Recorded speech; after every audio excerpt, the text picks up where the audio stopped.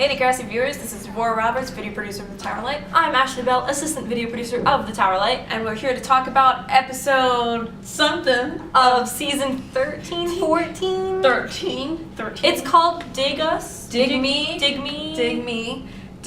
Degrassi. No, so there's another word. Dig me out? Dig out me? Maybe, dig me out. Might be dig me out. Anyway, point in this conversation, because we're not gonna solve it. This is really late, sorry guys, we've got a lot of snow over here, so getting the review up and filming it and getting in a place to get the review up was a little difficult, and it's just been really busy. We'll try to be more on time in the future, hopefully. But yes, this is Sassy Degrassi review. We are about to review. Okay, so on to the review. Major things happening this episode. We have three plot lines. Three characters. We're finally sort of off the abuse plot line. We're still there a little bit. Still gonna go to court, but we're gonna get back to that later. Major plot line of this episode would be Drew. Yeah. Drew and what's her name? Zoe? Zoe. That is her name. Good job.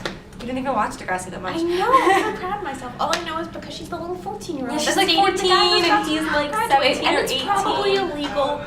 Oh, illegal. And they kept making fun of her age. It was great. fantastic. Go Claire. Go Claire. I mean, political references to age, everything was wonderful. Basically, Zoe's all like, oh my god, you're my hero, you're so much older and I'm in love with you and you're so cool and I want to be together forever, let's get married. And Drew's like, oh man, I thought we were like, just messing around. Why? Stop. Cat. No, stop. Go away. But I like cats. I mean, yeah, but it's like a little cat following him around, a little puppy. Because he's like a puppy and she's kind of like a cat, the way they interact and stuff. Yeah. Pretty much the best way to describe them. It's so creepy, the age. Just stop. You're in high school. The age difference should not be that much. It's just weird. It's just when you're in high school, there's just such a larger, like, maturity so much happens when you're like 14 and you're 18. It's just so large of an age gap. Like 4 years when you're 30 and 34 is not as big of a deal. But right now it's like so weird. 24 and 19 or something. It's not. 24 and 20? 24 and 20? Yeah. Sorry, I did my math wrong. Sorry, guys. I'm so upset. I did my math wrong. Oh god, I'm gonna fail the SATs. I got a 500 on my SATs in math, or something. It was really? On my math SATs, it was above. It was good. It was the average. Oh. This just isn't. I'm sorry. This just isn't important, guys. I'm sorry. And my glasses went up there. What did you think of? Besides the whole age gap, what did you think of the storyline? Okay, so I love Drew's character. Whoever the guy playing him, he's grown a lot and gone through so many things, and the guy playing him is always so good at just being a little puppy dog and everything. But the girl that plays Zoe, maybe it's because she's so young and everything, but I feel like she has so much to learn. Yeah. I don't know. And it's like Drew's acting against a wall, is kind of how I describe it, because she says her lines, she says them, but they're always like the same tone and almost no, like, I thought she was pretty good at the end scene when the end scene was good. Yeah, when he was like about to break up with her and she like knew he was about to break up with her and got really upset. But sometimes with her I can't tell if she's like manipulating him or not, or if she's actually seriously hurt. And I don't know if that's the actress's problem or the way they've set up the character so far. I think I had more problem when she was first on screen in the beginning of the episode because she was all being just like la-di-da-di-da about everything. And it just wasn't an interesting character in my opinion. That type of thing. It's never interesting when the girl's just like, love me, why don't you love me? I mean, yeah, pretty much. So. Yeah.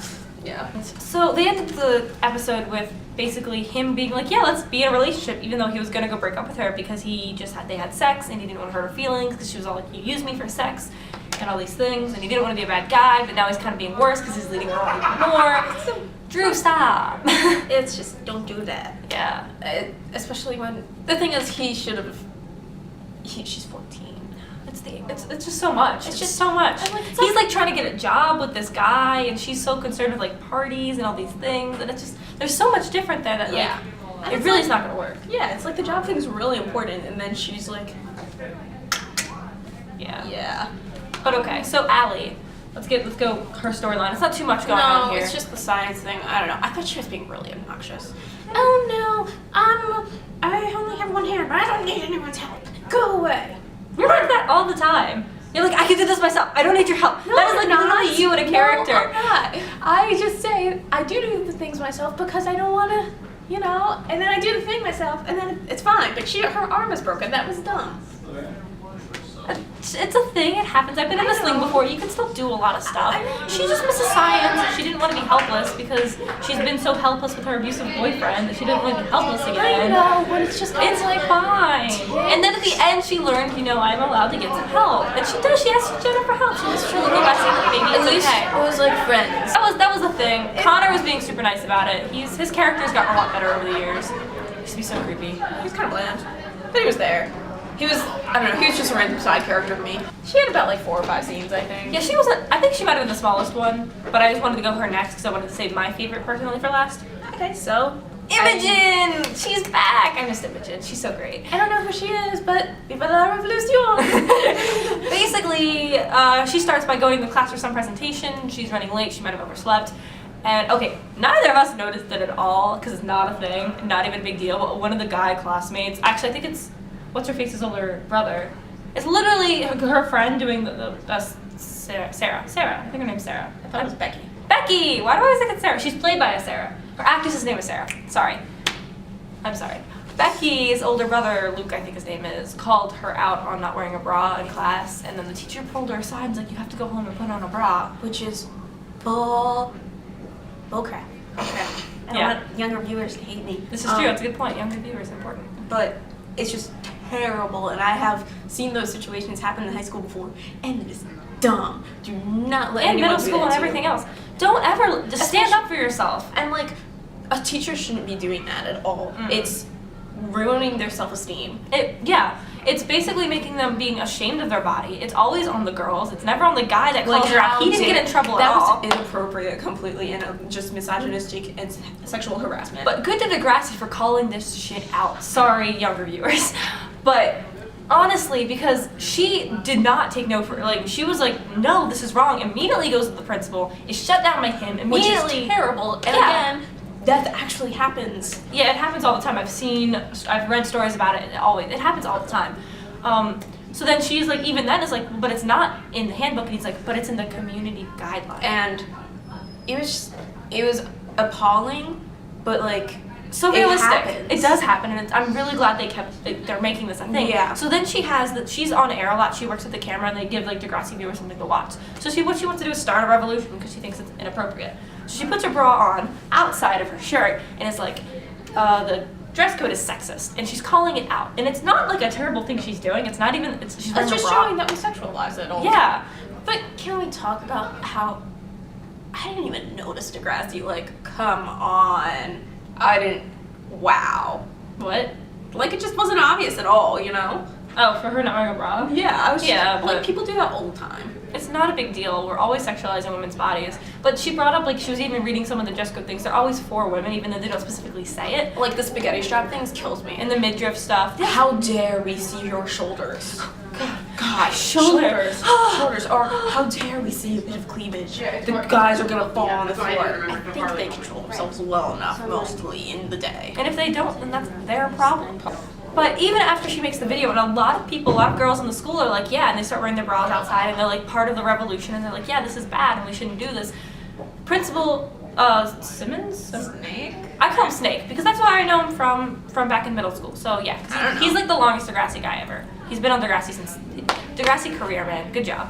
But It's a long career.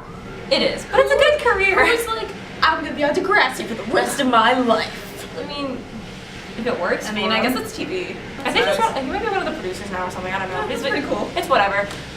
Basically, did he suspend her? No, he got rid of her. Broadcasting privileges, privileges. which I laugh at so much. How do they have money for those cameras? It's Canada. It's fake.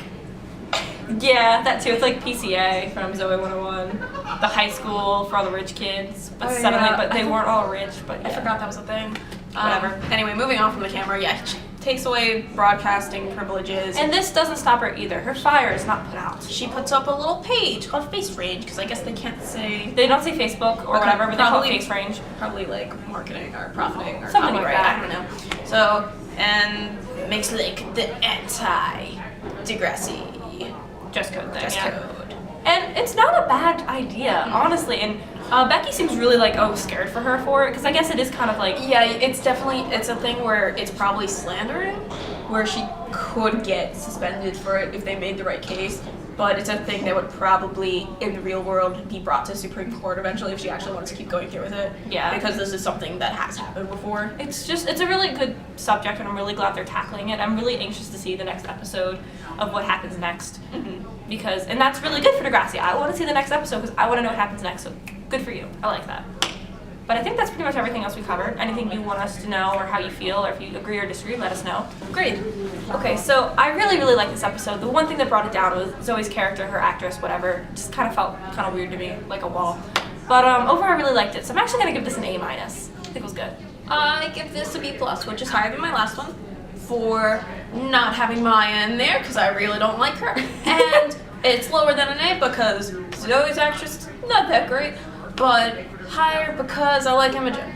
Yeah. Go Imogen. Go you. Keeping the show strong. Alright, so tell us what you thought of the episode. Tweet us at TowerlightVideo. Follow us on Facebook. Follow us on Facebook. Towerlight. Yeah, follow us on Twitter, actually. More important, TowerlightVideo on Twitter. Thanks. Subscribe to our YouTube channel and comment below. And we'll see you next week. Or this week. Yeah, pretty soon, a couple of days. Bye, guys. See ya.